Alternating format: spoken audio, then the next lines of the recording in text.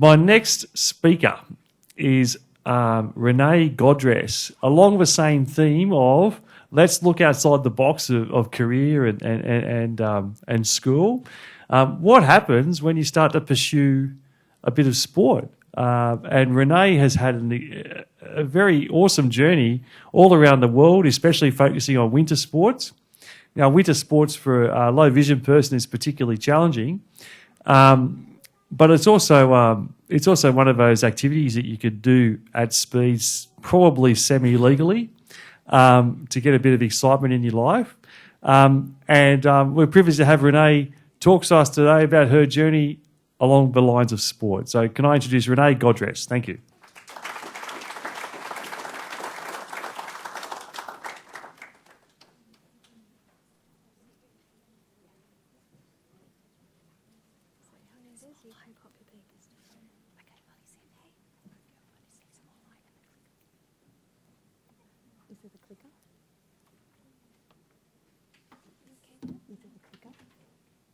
For the slides. Yep. So I just need to know. Hi guys, just a few technical things first of all before I start. So the photos, how do I get that to work? So I think you just click that on there. Where's the display? Where's the photo? Where's the screen? It's just open. So to your right, behind you. Okay, cool. Okay, we're good. Excellent. Well, firstly, I'd like to say thank you very much to SaySight for inviting me to chat today. It really means a lot that I can actually stand here and talk to such a big group of people about some of the things that I love and some of my passions. I've had the most interesting journey and had its both ups and downs, but at the end of the day, it's absolutely been amazing. And I guess by me talking to you about my experiences, I hope you can walk away and think, do you know what? If she can do it, I can do it, and get the guts to try something really new. That's really, really exciting.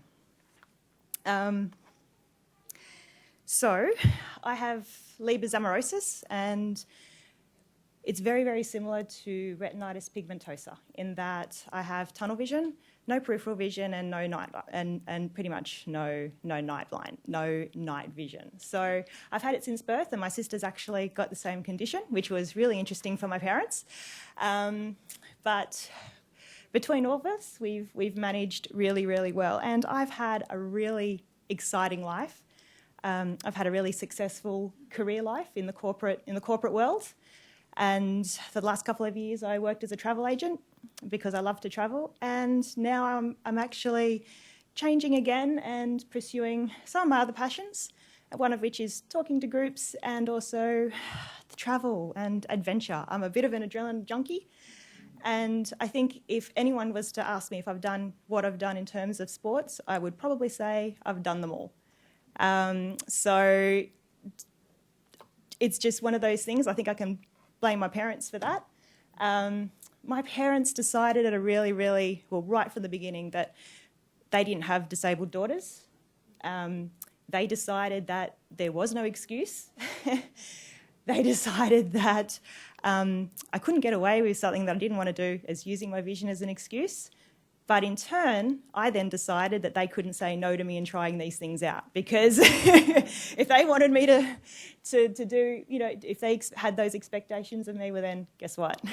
So they learnt really, really young and really, really early, and they've done it great. And I owe so much to my parents in enabling me, and also my husband. My husband now, my parents passed me over to him, and she's your problem now. So, but anyway, so you know, it hasn't all been easy. Growing up with a vision impairment, man, is tough. Like, it is tough at times, but you know, I think I've worked out ways of getting around that, and sometimes, you know, when I think back, I go, okay, what have I done? And I thought, okay, well, I've engaged myself with some great support networks. Vision Australia, Guide Dogs, NDIS, got involved in Goalball, got involved with Disabled Winter Sport. So all those different organisations have actually enabled me in such a way that I don't think I would have been able to before without their help. You know, I look at my strengths and I focus on my strengths. And when I was growing up, I couldn't do sports because you can't play soccer, you can't play tennis, like it doesn't work. So I was really good at athletics. And so I competed nationally in track, and I got to the national levels, and that was something that I was really proud of because it was something that I could do that was within my abilities. I'm proud of what I achieve, but also I think I'm really creative. So the other day my husband goes, you know what, you're the biggest schemer I know. And because I'm always trying to figure out a way to do something that people say, no, you can't do it. And I'm like, yeah, watch me. So, and I think thinking outside of the box is super, super important. Community awareness. And I think engaging in community programs is really, really important in developing my self-awareness, but also in the communities as well. And also I think one of the biggest things, and I'm going to tell you a few little jokes here now, well, not quite so jokes, but having a sense of humour. My sister came home when she was at university, and she comes in and she's all excited and she goes, guess what? I'm like, what have you done now? And she's like, I just won a pool comp at the local pub. I'm like, you what? She goes, yeah, I just won a pool comp at the local pub. And I'm like, okay, that's great. And she goes, yeah, you know what the best thing was? I went, what's that? And she goes, oh, after I won, I pulled out my cane. So, so you know, and it's just being able to laugh at yourselves. I had a scary experience, not a bad experience, but a few years ago I was in a shop, and I'm a bit of a shopaholic. So straight after here, we're going shopping, I've told my husband. And I was in a shop and I saw this really cool denim jacket. And I'm like, wow, that's really cool. I need one of those. So I, started patting it and touching it. And then I looked up and the mannequin moved. Like, I didn't exactly laugh at myself at that point. But you know what? Now I would have thought of something really funny. So it's being able to laugh. Yeah, I know. So, but it's being able to laugh at yourself. And I think that's a huge thing. My next biggest way of obtaining my independence is this white hound down here on the floor. And she is my life. Since Hollie, I have been able to... what we have done together is amazing. She's got the best life of a dog ever. And she has given me the independence, the courage, like just to navigate safely and independently. And when she struts her stuff, there is absolutely nothing that can stop us. And so for me, Hollie is the biggest form of independence that I've ever had. So hang on, let me just work out whether I can get this clicker to work. Did we get a change? No. Did that change? Yeah, cool. No? Yeah, cool. Excellent. So I'd love to talk to you about some of my passions. 2 of them, actually. The first one, give me a cruise ship. I love to cruise, and I love to take Hollie with me because it is the best form for me to travel independently. I love my independence, and together I can be with people, but I can also take her and travel safely.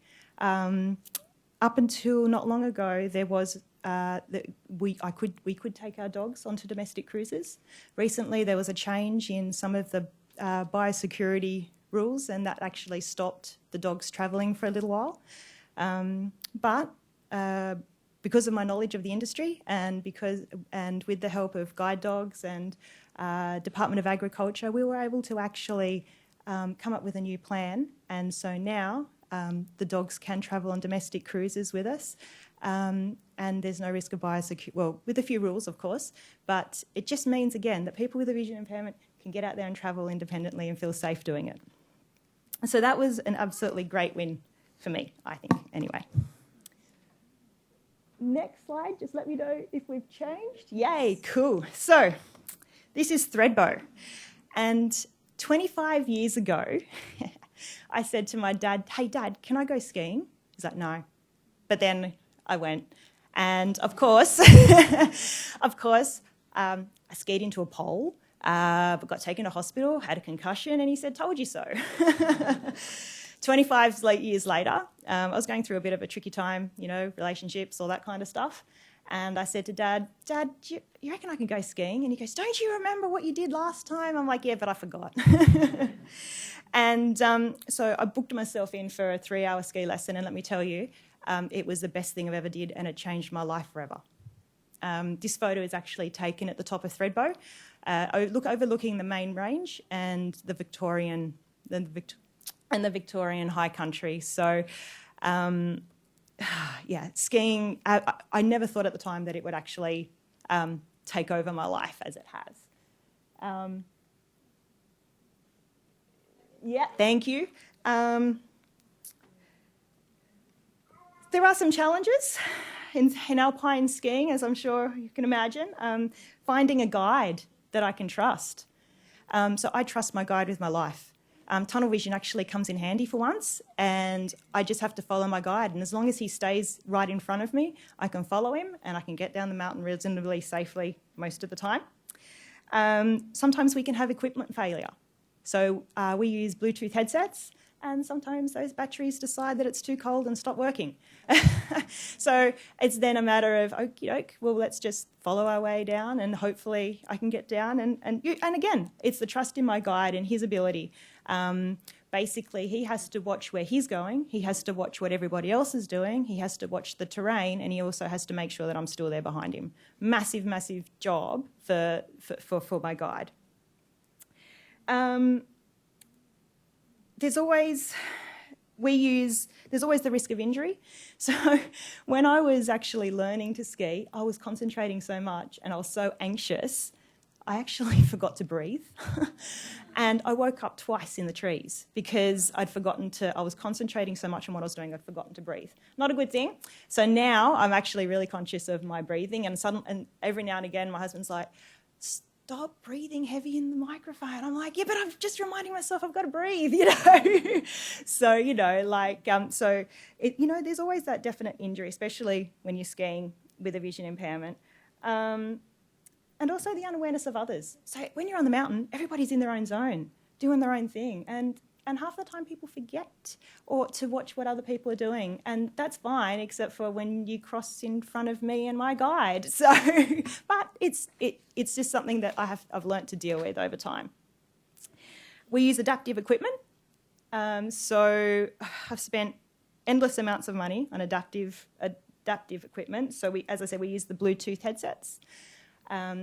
I've got access to Disabled Winter Sports Australia, who are fantastic in providing guides and adaptive, and also there's the ski schools that have amazing adaptive instructors who are trained to be able to cope with all sorts of different disabilities.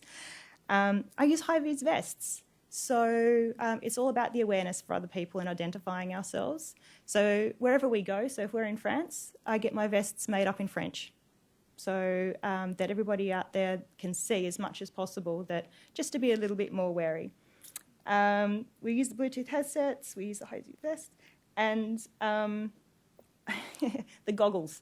So although I don't see at night, I need high-tech goggles that cut out all the glare. So I've spent thousands trying to find the best kind of goggles, and I think I've actually found them now.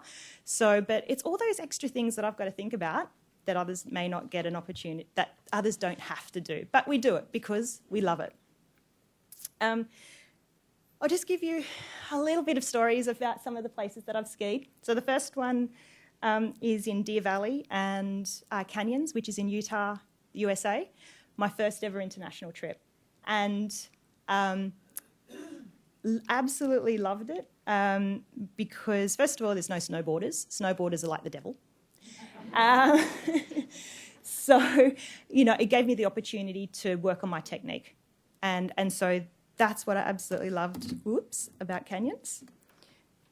Now, I don't know if I just turn that around. Is it? If we can go to the next picture. Yep. So my next place that we went to was Chamonix and Courchevel in France. Amazing places. Chamonix has 2.7 kilometres of vertical ski, which is one of the highest in the world. Amazing place to ski, but the French proved to be a little bit interesting. I'll tell you a little bit of a story. We were with Club Med, and on your first day you do a ski off because they put you in a group of people with a mountain guide because the mountains are so big, and you go off and you do, you ski with the group. And the ski school director, he was pointing to everyone, going, "You okay?" Putting everybody in the groups. He comes to me, "No, no, no, no," and shakes his head, points, "No, no, no," and I'm like, "What? What are you talking about? No, no, no, no." If it wasn't for one of the other ski instructors that had actually seen me ski earlier, they both had a stand-up fight in front of everybody. And she was like, "I will take her because I've seen her ski." And he puts his arms up and goes, "Your problem," sort of thing. So I go off feeling quite down and sorry for myself, having a bit of a pity party, that kind of thing. And when I get back at the end of the day, he actually comes up to me, shakes my hand and says, "Fantastic," and apologises. So he's obviously been watching. And that was just such a validation for me, thinking from somebody who was totally against me skiing and then coming back and going, wow. Courchevel, again, the same sort of thing. We were doing my first ever black run. So those of you who don't know skiing, there's different levels. So you've got green is a beginner, blue is intermediate, and then you've got double blue, black, and double black. Double black is just crazy stuff. And I was actually doing my first ever black run. And we're skiing down, and I'm like going, "Yeah, I can do this." Then my guide says, "You should see the people behind you." He goes, "They're amazing skiers. They're the best I've ever seen." And I'm like, "Don't worry about them. You should be watching what I'm doing." So anyway, we get down to the bottom of the mountain, and these two skiers actually ski up to me. And he was actually a grand master of skiing. So we're talking elite of the elite. He has tears in his eyes. He hugs me and he says, "Magnificent." And I just think, you know what? That's why I do what I do. That's why I've got my heart in my mouth the whole time, peaking. It's because I can get down the mountain and know that I can do something that a lot of people can't do. We can go to the next slide, Emma, if we're still... Yeah, beautiful. Revelstoke. Again, this is in Canada. One of the highest mountains that you can do. It's got about 1.7 kilometres vertical drop. All advanced skiers, hard mountain to ski. Loved it, except for when they told me I couldn't go heli skiing. So one of my goals, one of the things that I'm working towards is being able to get into a helicopter, jump out at the top of a glacier and ski down. Yeah. I understand why they said no. Because the high risk of avalanche, they can't have two skiers skiing so close together.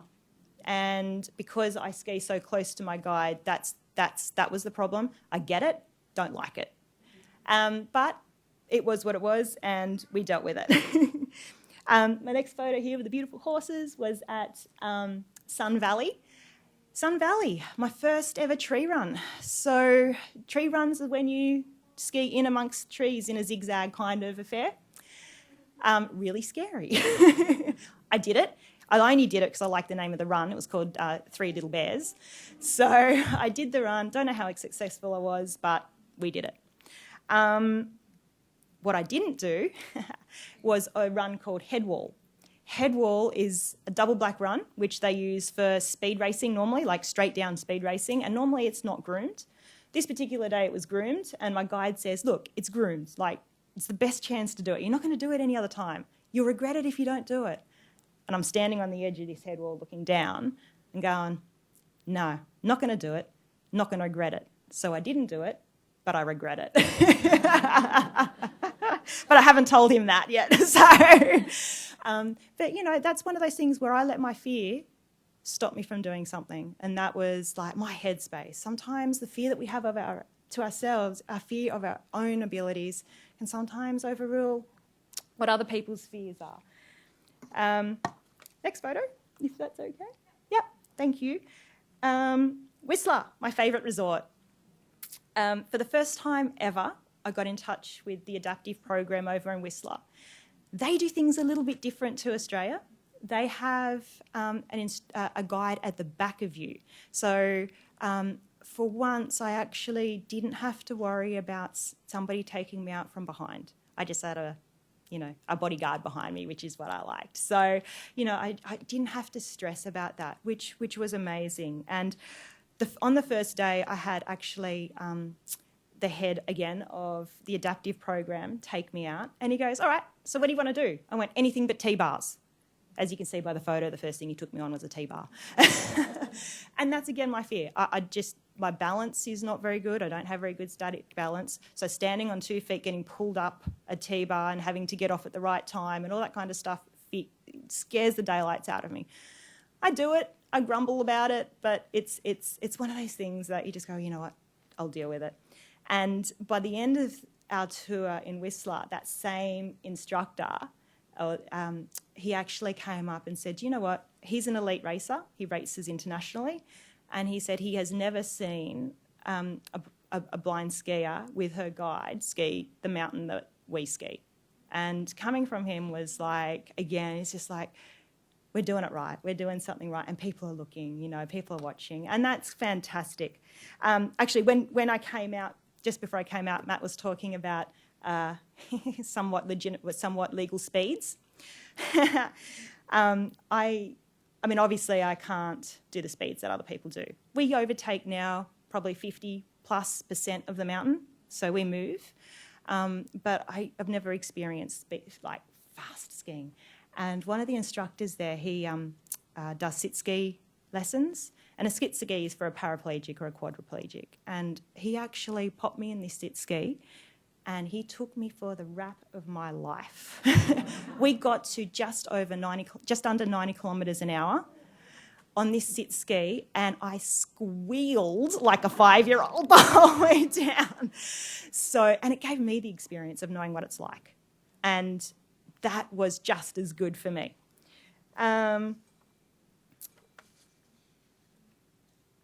So why do I ski? Last photo, I think, nearly.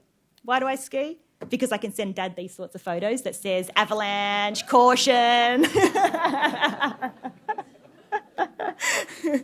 It's the freedom. It's the adrenaline. It is being able to do something that is absolutely wonderful. And also you can see here these photos. This is at Whistler, just outside the Fairmont Resort. Beautiful. Like the colours. I get to see the mountains, the beauty. And that's what I love about it. What's next? Last photo. No, this is the last photo. Val d'Isère. We're off to France in February. And what am I going to do? I'm going to heli ski. I'm going to throw myself out of that helicopter. So, look, I mean, we've gone through a lot of stuff, and I've talked about what I love. I've talked about my passions. And I guess at the end of the day, what I've decided, it's my choice. It's my choice to never give up on a passion. It's my choice to be grateful for what I have. It's my choice to appreciate others, to make every day count. It's my choice to be the best person I can.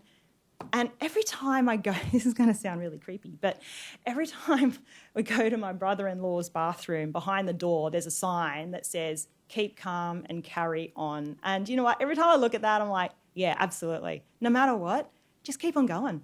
Just keep on pushing. And that's what I love.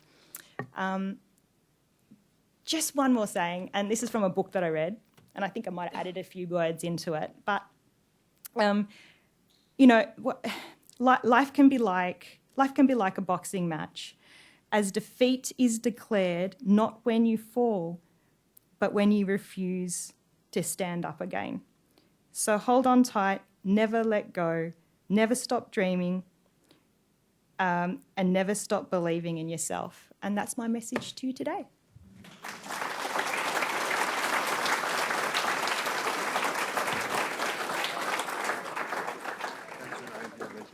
I'll lead you off in a second. Yeah. Thank you so much, Renee.